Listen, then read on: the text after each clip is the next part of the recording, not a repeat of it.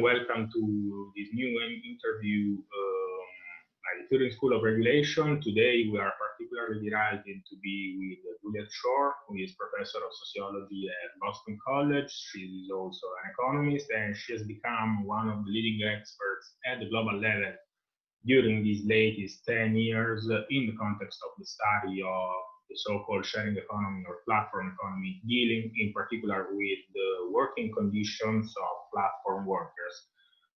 We thank again Juliet Schor for accepting our invitation, and we can directly start with the first question. A good starting point for this question could be a paper which was recently written and published by Juliet Schor on the Annual Review of Sociology in July 2020. In this paper, you argue that scholars sometimes tend to isolate too much the analysis of the platform economy from the conditions surrounding it, and in particular from the conditions of the so-called conventional economy, so the rest of the traditional industries. We know that we should pay much more attention to these, and this could be particularly important, especially in this phase, since we are experiencing a particularly hard economic cycle after the explosion of the COVID-19 outbreak. So we would like exactly to ask you what are the consequences of the economic effects of the pandemic in both quantitative and qualitative terms on the platform economy. In particular, what is happening to the supply of labor in the platform economy after the sharp reduction of the GDP and the consequent spike in unemployment level, and associated to this, we would like also to know what is happening in terms of qualitative working condition and labor standards in the context of the platform. Thanks. Yes. So the coronavirus outbreak has had a pretty significant effect on the operation of the platform economy. I'm looking particularly at gig work, in-person work. I know less about what's happened in the online digital labor. I haven't really seen much written about that yet. So the first effect was in the shifting demand across the different services of the sector. Ride-hail, which is the biggest portion of the sector, collapsed with the lockdown. And other in-person care services like in-home care and so forth also collapsed. That's an area that's been rapidly growing as a gig economy service. So people using platforms to get work to do childcare, elder care, house cleaning, and so forth. So all of the in-person and in-home services seem to collapse. And, well, in-person meaning necessitating close personal contact. And a couple of the sort of more distant and contactless possibilities expanded a lot. So the most important was in grocery shopping and delivery, and also food delivery. Both of those have expanded really rapidly. So part of what happened was that some people in ride-hail moved over into these other services. On some platforms, it's very easy, like Uber, which has ride-hail and food delivery with Uber Eats. So a lot of drivers moved over. And then a lot of new people got recruited to the platforms to do work in shopping and delivery. And so one of the things that's happened with that is that the situation of chronic excess supply, which tends to exist in the platform economy because the barriers to entry are so low, very, very easy to sign up, and lots of casual workers, people who just work a small number of hours. The supplies of people expanded a lot. So in interviews that I'm involved with a team of researchers at Boston College, where I am, and Northeastern, we've been interviewing shoppers and delivery workers, and the difficulties of getting work seem to have really intensified, according to them. Not surprising. So they're talking about things like people who are using robots to catch shifts and tasks. A story came out in the paper recently, a couple of days ago, about people putting phones in trees next to the grocery stores because the algorithms find the closest phones. People using multiple phones. So there's a lot of kind of desperate seeking going on for people trying to get work. And you also asked about how it's affecting labor standards and working conditions. So one impact is lower hourly wages as people spend a lot more time trying to get work. I mean, most pronounced in ride hail, but it's happening in others. So people don't get paid for the time they're searching for work, and that's increased. The companies at first were doing nothing to protect workers in terms of protective equipment, sick pay, and so forth. They got a lot of pressure. They started doing that, although the sick pay situation varies, and it's mostly inadequate. It's 2 weeks. It's hard to get. Workers are reporting a lot of difficulties around this. And at the beginning, a number of the companies stopped worrying about metrics and ratings and so forth because they were just desperate to get people to do the work and get the tasks finished, get the food out there to people and so forth. More recently, hazard pay and Amazon gave hazard pay $2 more an hour, but hazard pay has ended in almost all of these platforms. They've started worrying about metrics again and so forth. And pretty much whenever there's, a bigger supply of workers, it's harder for workers to resist. So you see kind of a degradation. Another interesting point that you make in your paper is the one related to the high heterogeneity, which often characterizes the population of platform workers. And in particular, you argue that this population of workers is highly heterogeneous in terms of three main factors, which are the skills, their degree of economic dependence on platforms to earn an income, and their social demographic origins and features. We would like to ask in these second questions your opinion about this heterogeneity, and in particular, where you think that this heterogeneity can be an obstacle towards the ability of finding a common solution to the problem of the legal and contractual classification of this kind of workers.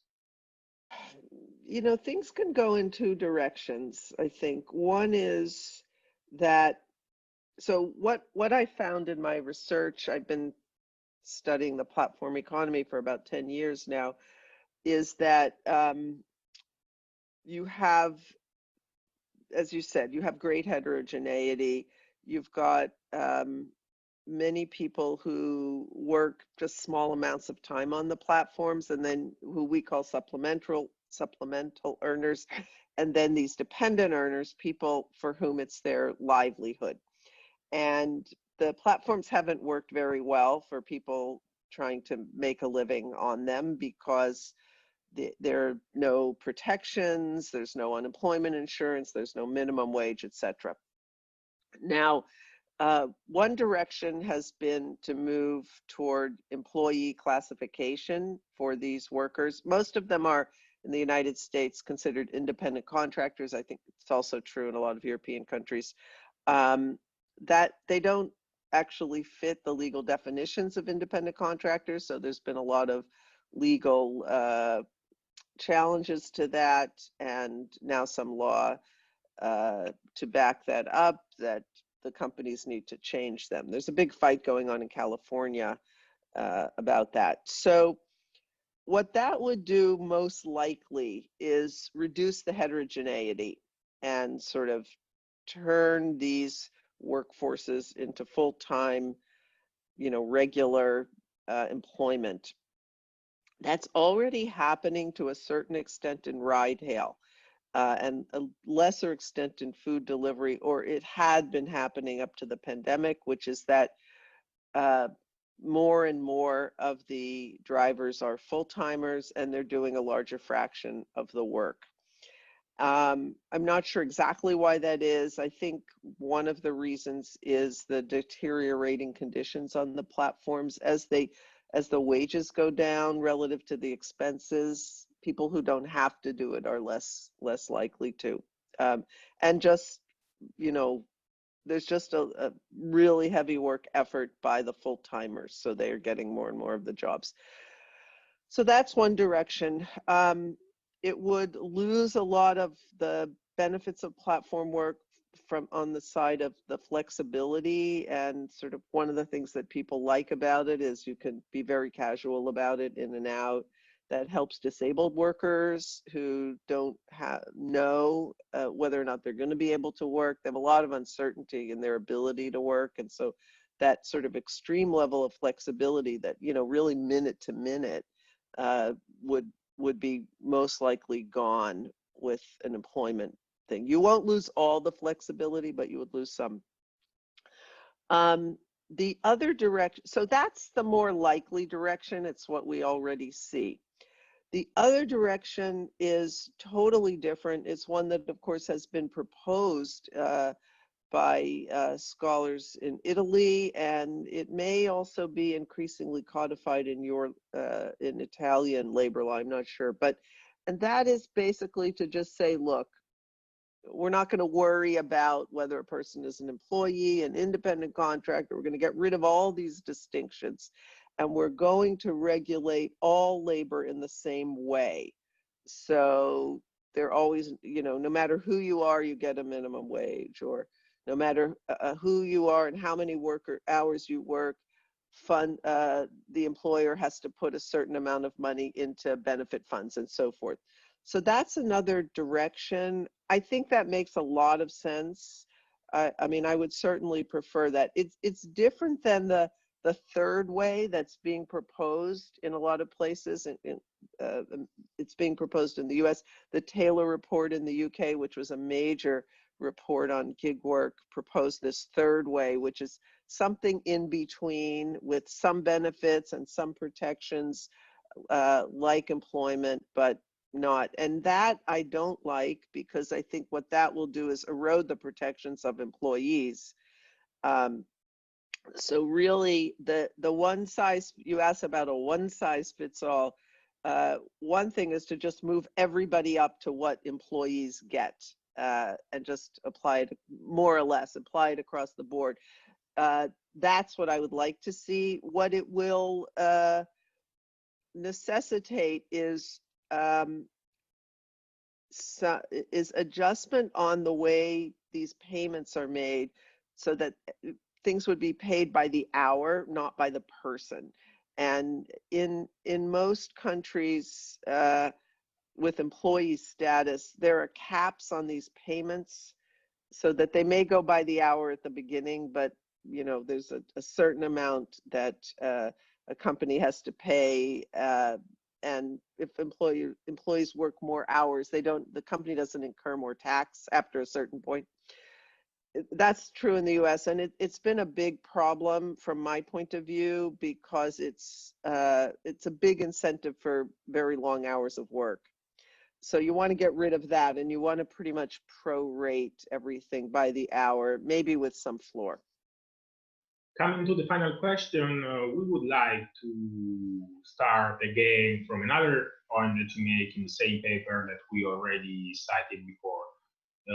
It is exactly the point when you say that it is not clear whether the platform economy will become a sort of leading and hegemonic industry also for the conventional economy in terms of regulation of the employment relationship.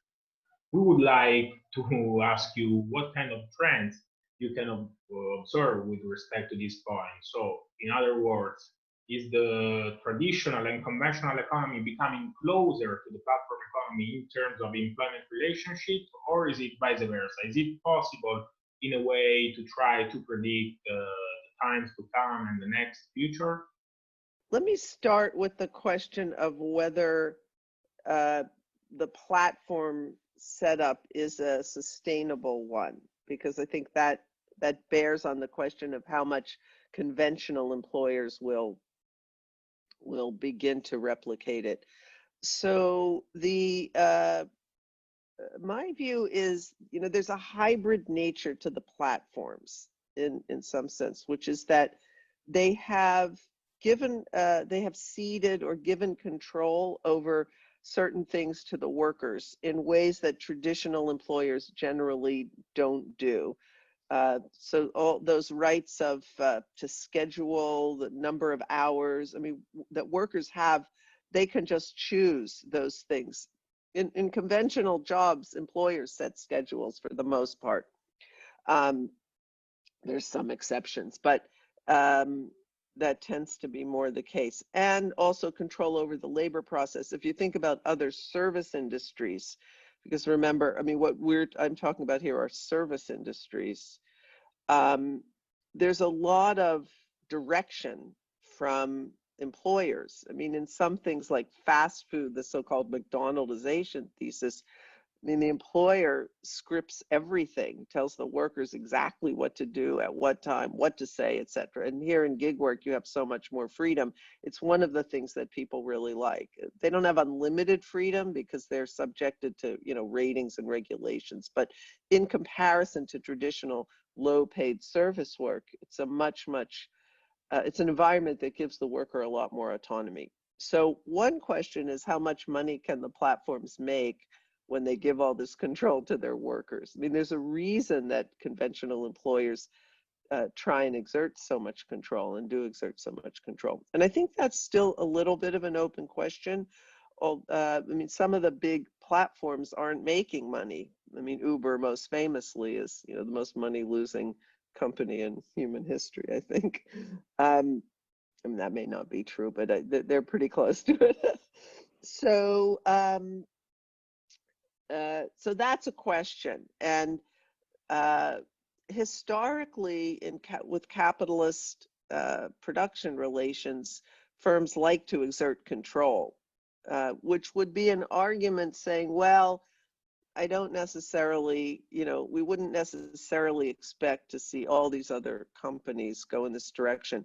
Now, another reason that many employers won't go in this direction is that they are organizing a coordinated production process. I mean, classic example, of course, the automobile industry, but many workers working together to produce one thing.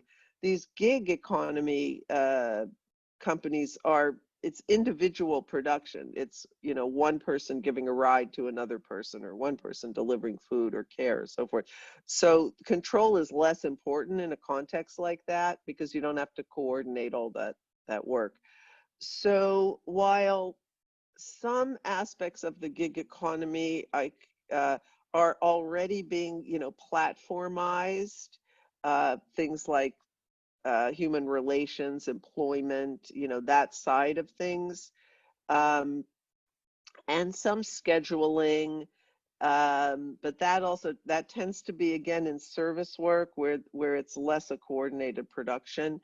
So I don't think that the need to create a coordinated production, I think, will undermines the platformization, if you want to call it that word, or gigization. On the other hand, the tasks that these algorithms are capable of performing, so matching and soliciting ratings and reputational data and so forth, are things that are applicable across many industries. So you're going to see a lot more digitization.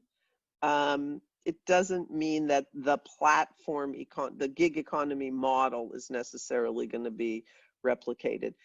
You are seeing more of it in a range of professional services, and so it's possible in the service sector you'll see a lot more of it. I just think you'll see less of it in agriculture, manufacturing, etc.